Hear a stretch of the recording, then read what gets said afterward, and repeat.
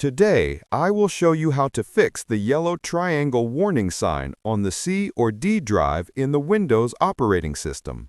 Let's follow these steps.